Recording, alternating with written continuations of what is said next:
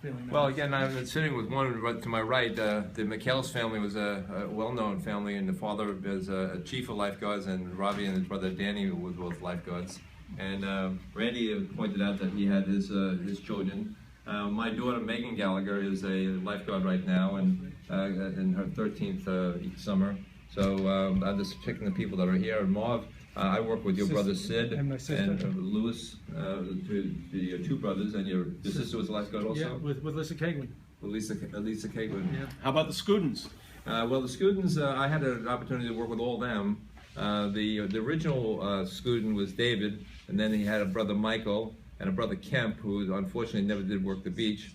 And then John, of course, was the baby, and John is the assistant zone supervisor on the beach.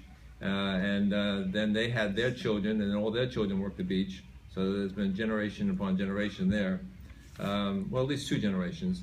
And Randy, can you think of some other families? How about the Dailies? The Dailies?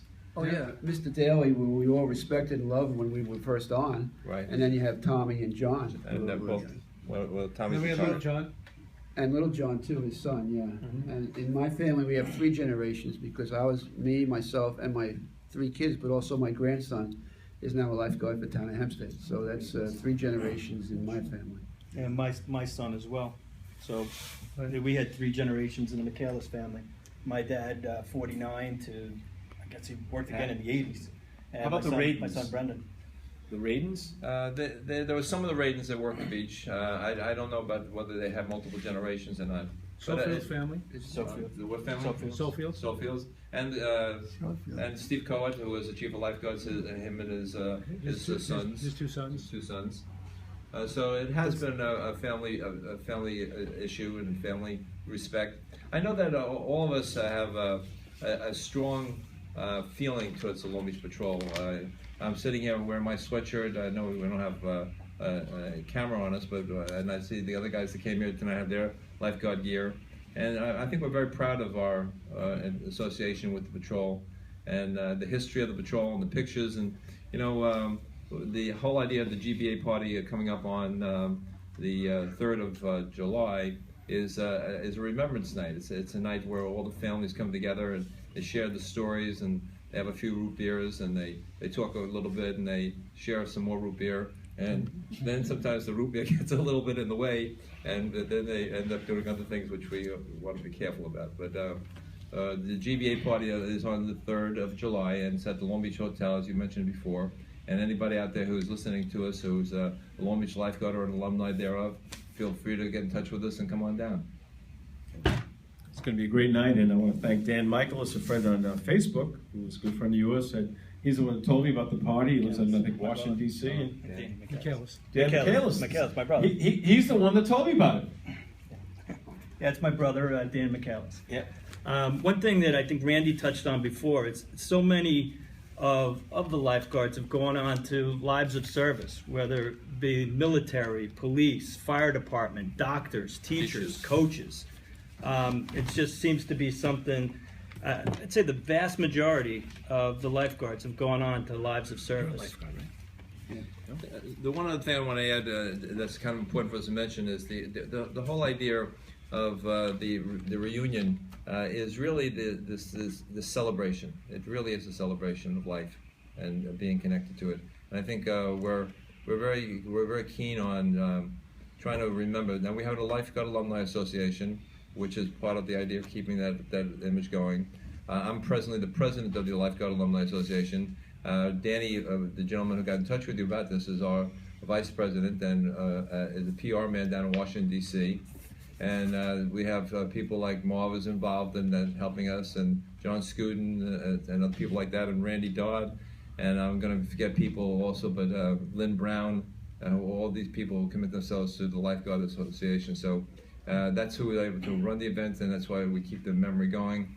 And again, to repeat, we look forward to gathering as a group. Chief Gillespie now. Yeah, the chief of the lifeguards right now is Paul Gillespie, who was a town of Hempstead lifeguard for a period of time, like Marv was, and then jumped over to the Better Patrol, the Long Beach Patrol. The Marv was smart and he made that jump too, and as did Paul. And then Paul moved his way up to the ranks, became a lieutenant and then a captain. and then assistant chief, and now the chief, and he does a wonderful job, and we're very proud of him as again. And actually, Randy could go back and give us, maybe he can give us a little history of some of the chiefs that have been, so we don't forget them. Well, I'll just, I have so many lists of all the officers, but the chiefs, we have Paul Gillespie. John Scooten was a chief for a number of years. Perhaps in the modern era, the longest chief was Steve Kola. He served for about 25 years. Pat Gallagher, to my right, was a chief. And we have also Gene Carbono, who was a policeman. He became a policeman after lifeguarding. Ronnie Quinn. And before him was Vinnie Michaelis, who was my first chief in 1963. Before him was Dennis Kiley. Just names in history So now. quite a few years, Dennis did, 13 years? 13 years, yes. Skip Carroll, Tom Morrissey. Perhaps one name which sticks out that I'm trying to find more about is Paul Besh. Paul Besh was a professional wrestler.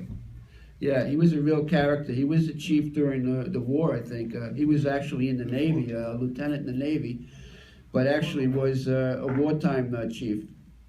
And then it goes kind of blank until we get to the first chief, which is Jim Pop Haley in 1926. So we've had that, I know, 12 chiefs, but there's a few more in there that we don't really know. But I'm trying to search who they are. So we've had 12 chiefs, and the present one is Paul Gillespie. Lou, do you have any input on any chief that we forgot?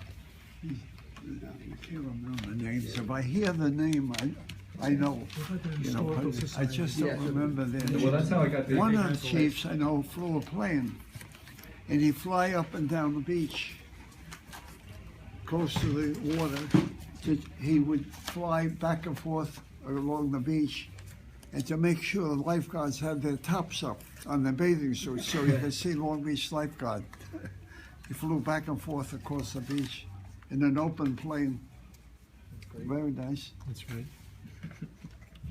Well, one of the things I wanted to mention was back in the Vietnam era, back in the late 60s, early 70s, a couple of the guys who had been lifeguards became fighter pilots, and they used to regularly come down with their jet and buzz the lifeguard shack, especially when your father was chief in the 1963-64. By the way, I got a picture of Jim Haley. Rocco, Jim Haley is right here. Right. Jim Haley, the first chief, that's Jim Haley. Can I see that? Yep, that's Jim Haley. So we have a picture of the first chief, and First from chief, that's courtesy of Jimmy May. Jimmy May. Yeah, we're taking a look at that as a group, but and I'm sure that picture might reveal some other chiefs too. Yeah. So. Anything else? So again, July 3rd, I think it starts at 7:30 at the Long Beach Hotel. 7. 7 at the Long Beach Hotel, and Long Beach Hotel. other people can come too, or just lifeguards? Just stick to the lifeguards. Never stick to lifeguards. Yeah. I'm bringing my son-in-law with me to come to the lifeguard party. When is it, in July? July July 3rd. 3rd, and it goes from 7 o'clock until about 11, and we are already well to about over 100 people, and we're expecting well over 200 people at the event. I think that's great, and the Historical Society has Long Beach Historical Society. We've done plenty of shows there. Has a lot of information. And they've been very helpful in giving the history. And that picture that I was sharing with you before, the one of the costume of 1913, was from the Long Beach Historical Society. They're very good. I really want to mention they're very, very supportive. Remember, we had one of our reunions at the Historical Society. That's awesome. So I think it's a big round of applause for Long Beach Lifeguards.